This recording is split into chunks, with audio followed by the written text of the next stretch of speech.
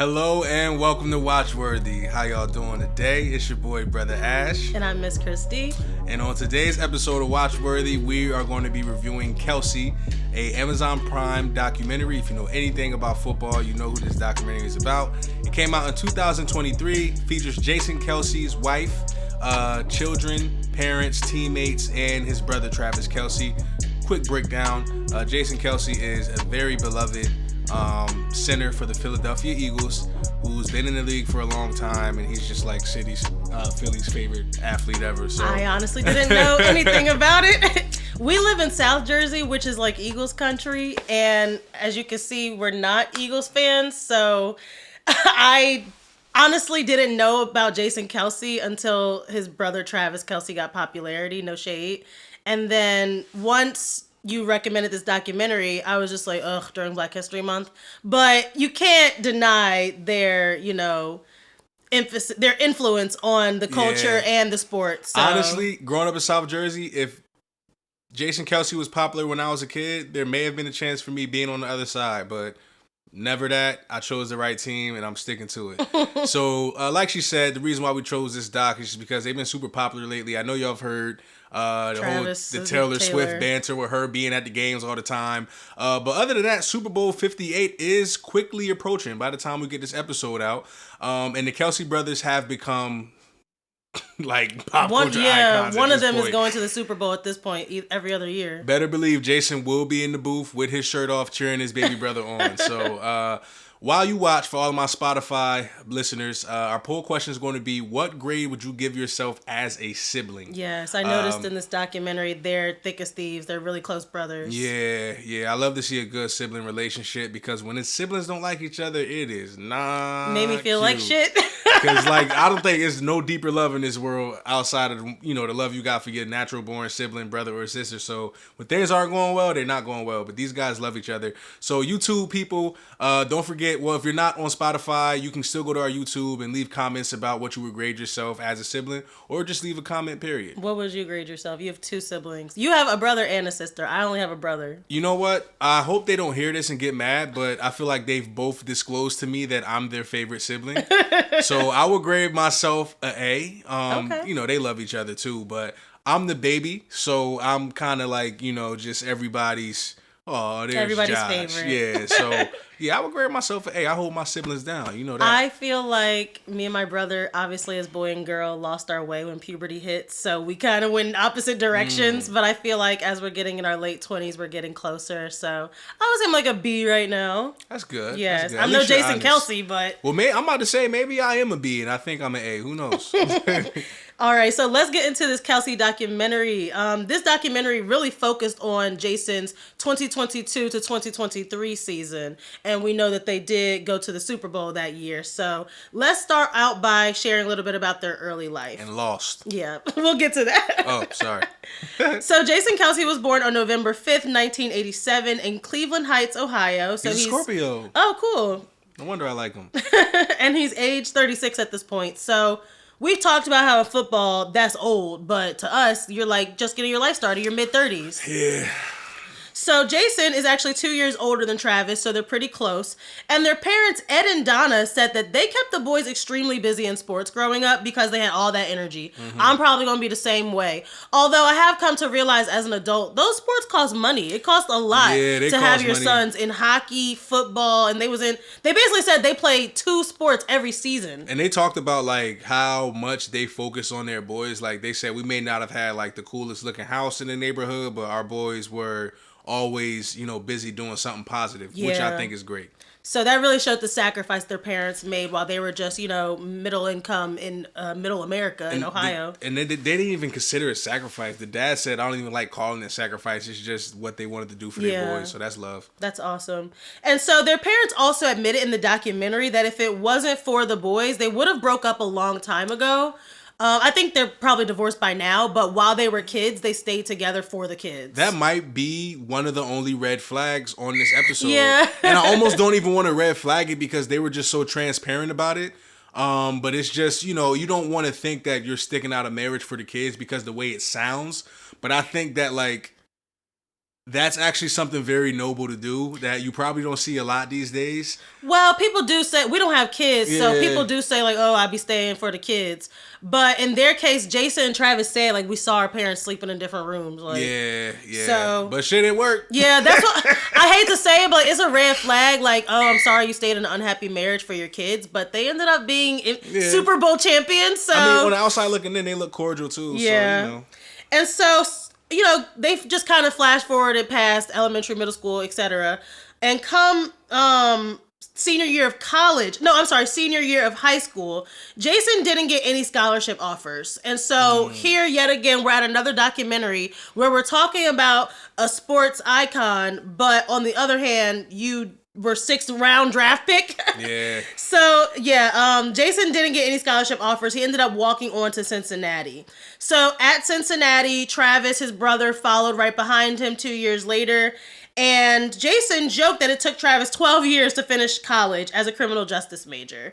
So, I would say red flag, but again, during that time, he became an NFL star, so I'm sure he didn't give a shit about finishing. If I would have ended up in the NFL, I would not have thought about going back to college. Unless I just went 4 years and finished while I was in college, but you're not about to give me no $1 million contract and tell me to go back to school. You crazy. Yeah, so it's good they did finally finish, but it seems like you can already tell one brother's a good student, one brother's not. You know, one brother's more driven, one brother goofs off a little bit more. Yeah. And so that's exactly what happened. The brothers only got to play one season together because first, Travis failed a drug test for THC and got kicked off the team.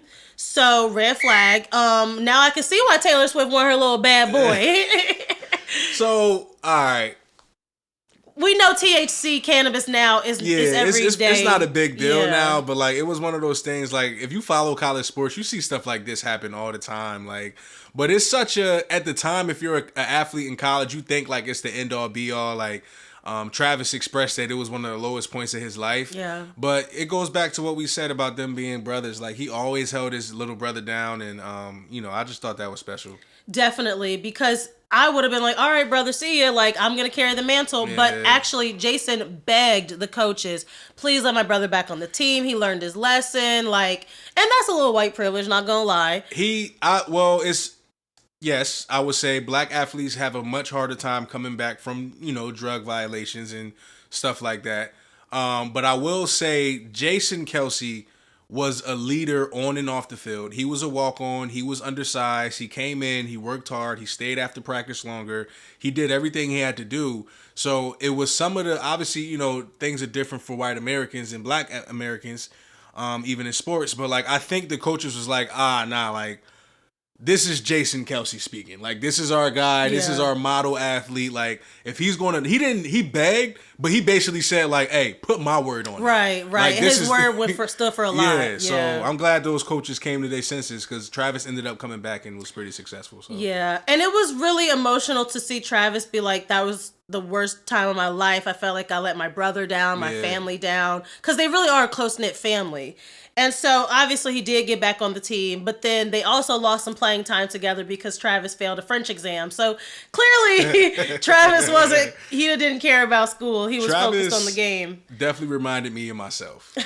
Like, between me and my sister, because, me and my brother both played football, but we were so far apart in age.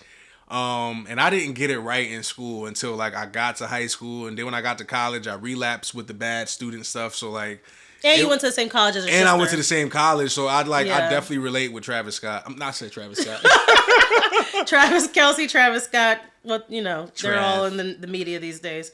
So, blah, blah, blah. Jason was a huge mentor, and he did give his brother that serious, tough love that he needed. He didn't just brush it under the rug. No. Travis made sure in the documentary to say that my brother really gave it to me because of all the times I fucked up. Yeah. However, he still loved his brother, and so they did get to play a little bit in college. But Travis did say that was a regret that they didn't get as much time together, on that field. So that's why the later moments in the NFL will mean so much to him.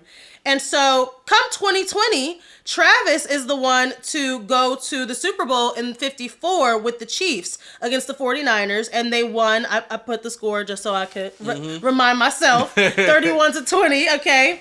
And Travis said in that moment he felt like he finally made his family proud after years of screwing up. And he says he owes it to his brother. And I'm so glad that again, we have no red flags. That's a green flag for me. Yeah, it might be like maybe another red flag during the episode, but because for this episode I just feel like you could just see the brotherly love. You just felt so good watching these, like, it did make me tear up, bruh. Like, they was just so kind. Like, even like him and his wife were talking about like going to the Super Bowl and stuff. They just seem like a regular family, and that's just so refreshing to see because they get so much attention now. So I thought that was dope. It was really cool.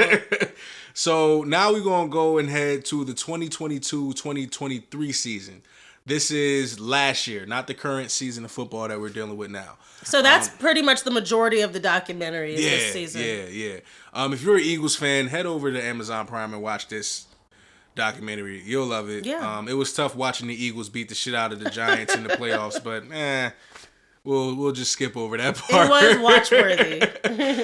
So back to Jason. He was drafted by the Eagles, like we said, in the 6th round in the 2011 draft. So anybody knows anything about football, like 6th round guys don't usually make it past their rookie contract. Yeah. You really have to work hard. One, you have to fight past the rookies that may have gotten drafted higher than you at your position or in your position group. But then you also have to fight past veterans who've been in the league who want a meal and a check for their family just as much as you do. So Jason is very humble, though, like I said.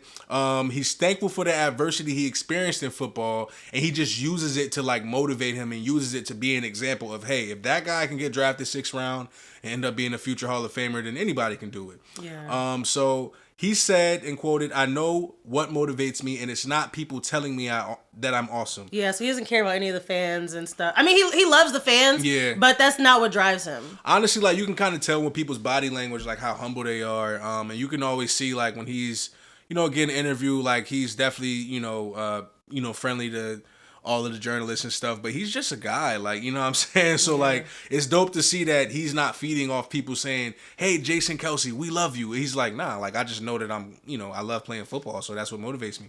Shortly after, he met his wife, Kylie, on Tinder when she was 27. So, red flag, I guess. I love this, though. I don't think it's a red flag. Yeah, Tinder, I mean, it's crazy that they're married now for like 8 years with 3 kids. So the funny thing is, like, she thought that, like, you know how everybody is when you match with somebody or you meet somebody new, you tell all your friends, like, I met this guy. So she's a diehard Philly fan from the area.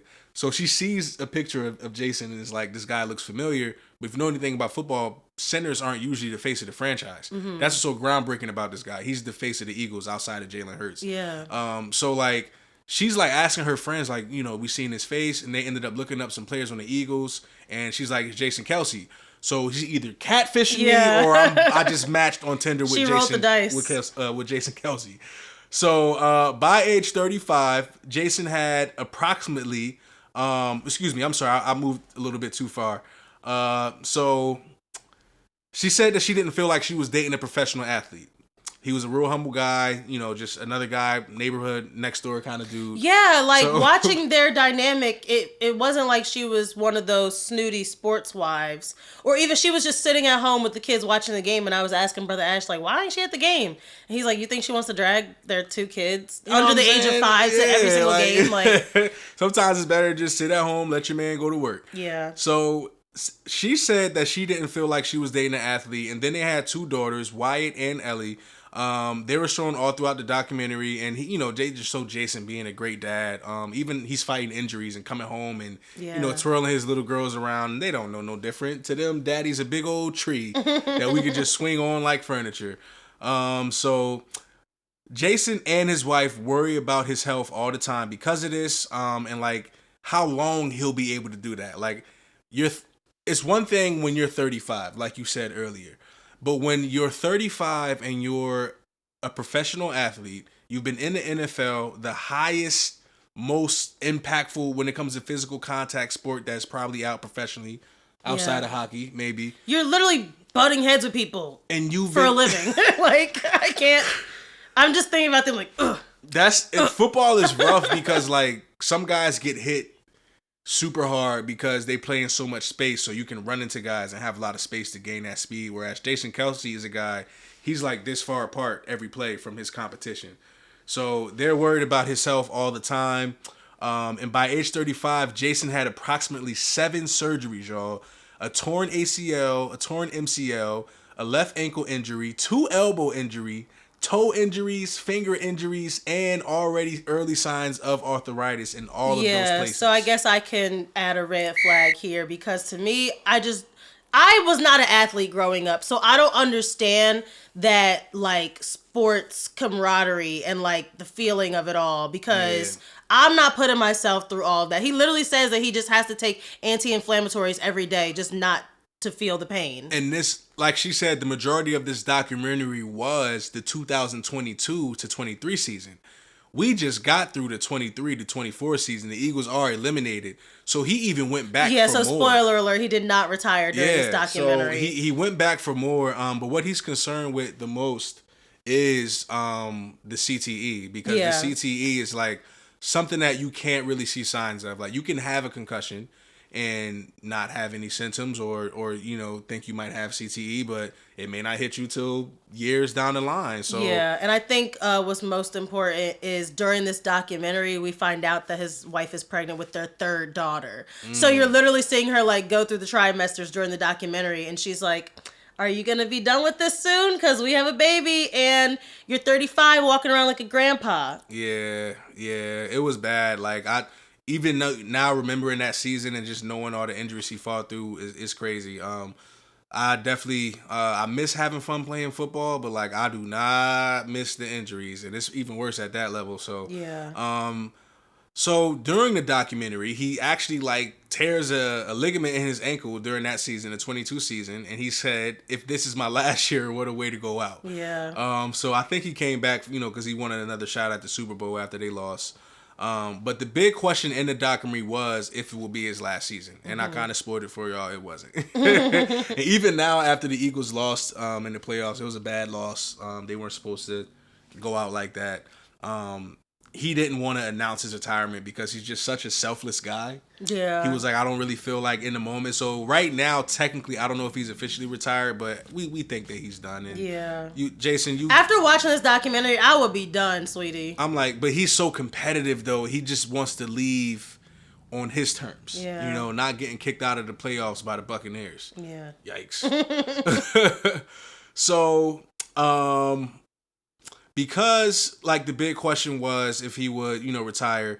After they won Super Bowl 52, the Eagles played against the Patriots in 2018. So he did get a Super Bowl, which is good. That's the Eagles' only Super Bowl.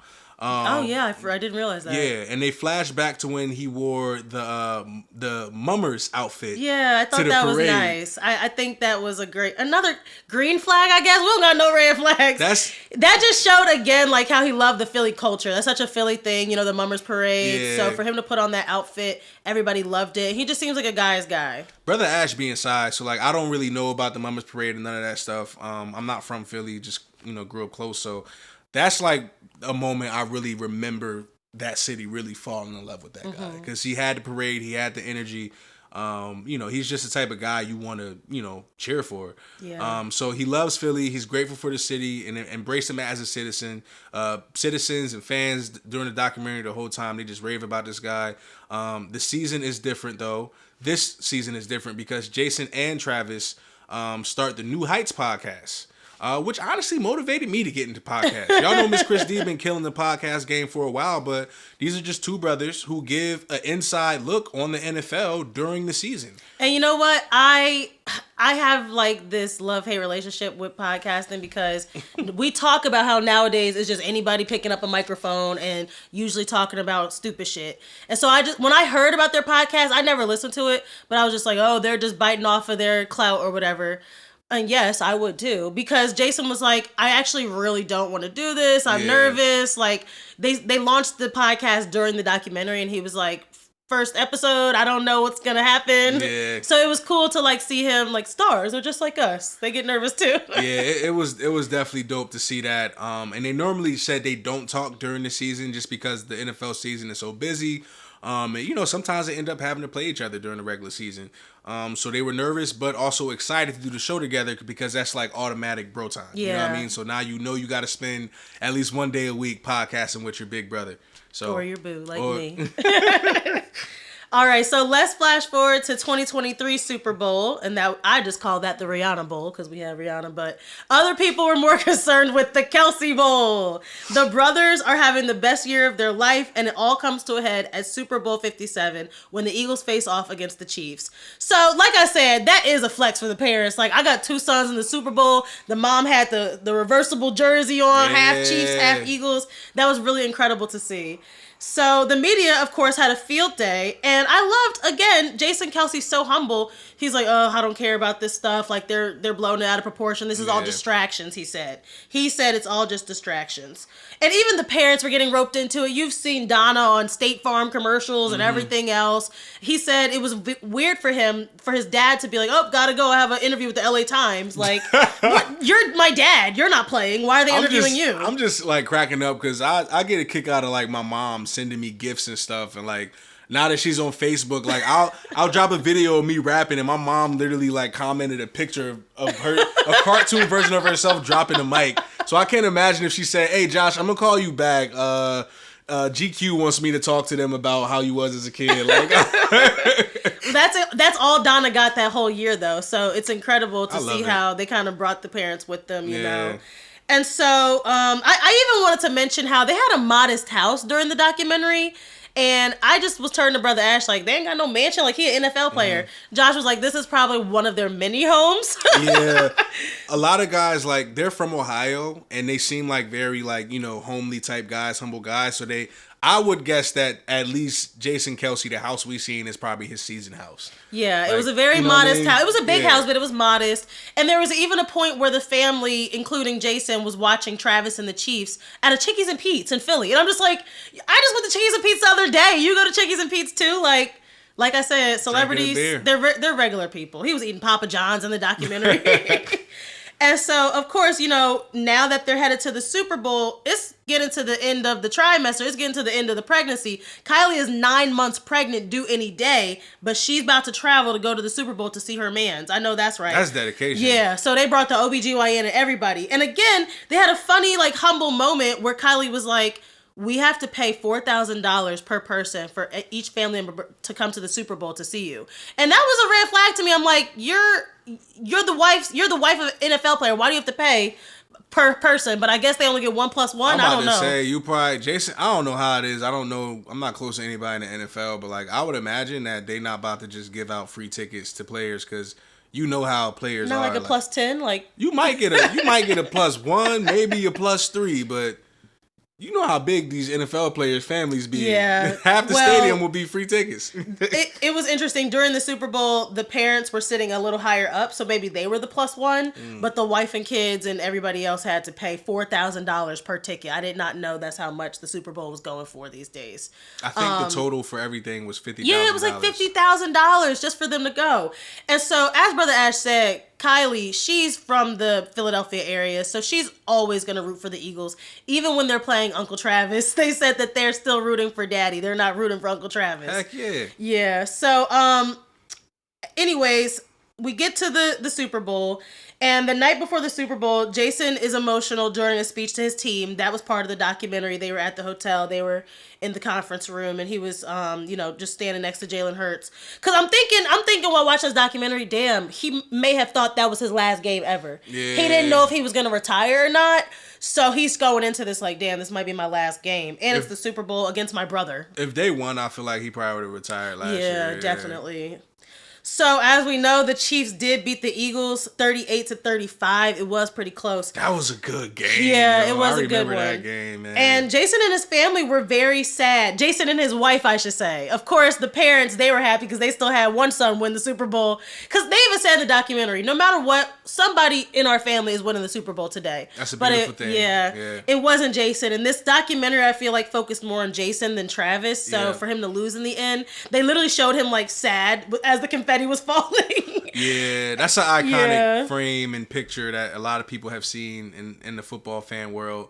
Something that I thought was dope, though, a green flag, we're going to call it for this episode, was when they won the Super Bowl, he found Travis and he embraced his brother. He congratulated him and he immediately told him, like, go celebrate. Yes, like, go have I fun. love that. Because, one, you know, Jason had experienced the Super Bowl before.